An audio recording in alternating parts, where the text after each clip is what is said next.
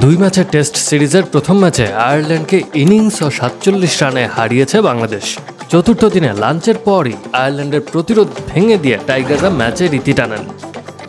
দ্বিতীয় ইনিংসে ২৫৪ রানে অল আউট হওয়া আয়ারল্যান্ডের বিপক্ষে বাংলাদেশের বোলাররা পুরো ম্যাচেই দাপট দেখান। অভিষিক্ত হাসান মুরাদের ৪ উইকেটের পাশাপাশি ৩টি উইকেট নিয়েছেন তাইজুল ইসলাম, বাকি ২টি উইকেট শিকার করেছেন নাহিদ রানা। চতুর্থ দিনের শুরুতে ৫ উইকেটে ৮৫ রান নিয়ে লড়াই শুরু করেছিল আয়ারল্যান্ড। অ্যান্ডি ম্যাকব্রাইন এবং ম্যাথিউ হামফ্রিজ বড় জুটি করতে পারেননি, হামফ্রিজকে ফেরান তাইজুল।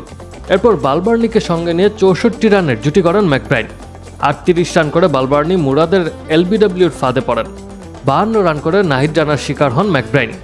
শেষ দিকে জর্ডান নীল এবং ব্যারি ম্যাকার্থি ৫৪ রানের জুটি করলেও হাসান মুরাদ ও তাইজুল ইসলাম শেষ পর্যন্ত আয়ারল্যান্ডকে অল আউট করেন। এই জয়ে সিরিজে ১-০ ব্যবধানে এগিয়ে গেল নাজমুল শান্তরা। সিরিজের দ্বিতীয় টেস্ট শুরু হবে ১৯ নভেম্বর ঢাকায়।